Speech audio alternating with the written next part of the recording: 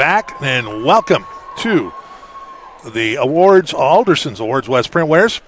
It's time to wrap up this broadcast. For trophies, awards, t-shirts, and so much more, go to aldersons.net for their full catalog.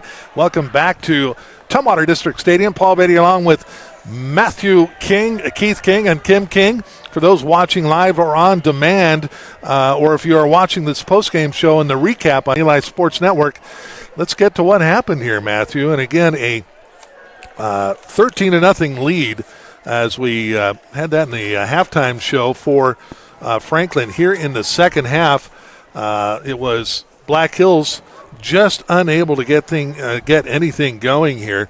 A couple of long drives. The third and final touchdown of the game started for Franklin on their own 39-yard line with 9:58 left to go in the third.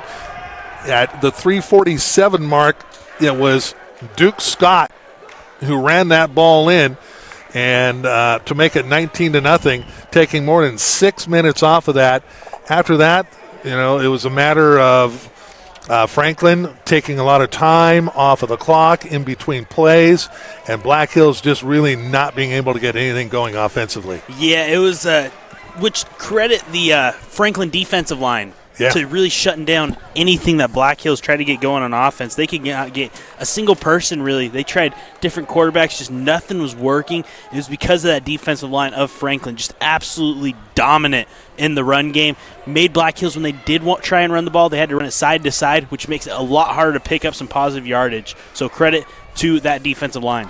No question about that. Let's get to the final numbers for Black Hills. It is a little bit rough looking. They ended up rushing with -2 yards for the game.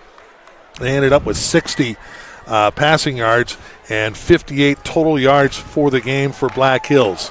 For Franklin, they'll end up with 211 yards rushing, 115 passing for 326 total yards. And again, just an outstanding effort by Duke Scott. Rushed 18 times for 150 yards. Vavu ran 8 times for 58 yards. He also ended up throwing for 109 yards on the game. Those are the leaders there. For Black Hills, the leading rusher was Beck, the quarterback, with 14 yards. I did not count the fumbled snap that went back 17 yards. It counted against the total offense. I didn't count that against him. And Bond only had 13 yards rushing. And it just a very, very rough game for the new coaching staff and everything else for the Black Hills Wolves. But a hard-hitting game. It's the first one. It's a non-leaguer for the Wolves.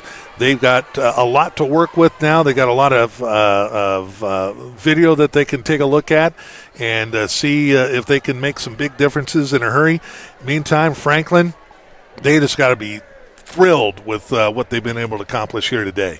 Yeah, they came in. They were looking to snap that 52-game losing streak, and guess what? Now it's a one-game win. Yeah. That win streak has a W in front of it, so a great start to their season. Things can only go up from here. Now you can really focus on just taking it a game at a time rather than having that losing streak looming over your head. You betcha. That is a heck of a streak to snap. All right, time for our MVPs. Let's get started. Let's start with the home team here. And the one of the shining bright stars here for the Wolves, and we don't often name the punter, but Tanner Parkinson just punted the pigskin off of that ball. His longest, a 65-yarder at one point. So Tanner Parkinson going to be our MVP for the Wolves here in Game 1. And for the visitors, we had some discussions. It's clearly easy to pick Duke Scott, James Duke Scott, 150 yards and a touchdown, and just the sheer domination, 2 touchdowns, right? But a lot could be said for Akari Jack, 2 interceptions, 1 for a touchdown, another one for a touchdown that got called back. Bubba Banks had a strong defensive effort as well, along with Dave Uno Pugh. He had a fumble recovery and caused one as well. But we got to go with James Duke Scott. Yeah, he was just absolutely dominant. Lyndon Vavau, by the way, also a tremendous effort today. Absolutely. It was just an all-around great effort for Franklin, but Scott was the guy who kind of paced this offense. He was the tone setter on pretty much every drive. They gave the ball to him, let him go get some positive yards, get the offense rolling, and that opened things up in the passing game. That opened things up for Vavau. So just a great job by him creating more offense for his teammates, but also got 2 touchdowns himself. Yeah, Fantastic no question performance. about it. All right, that is going to do it. Puts a wrap on this one. A final score one more time. Franklin 19 and Black Hills nothing. We'll see you next time right here on the Eli and the NFHS Sports Networks. Have a great rest of your Labor Day weekend.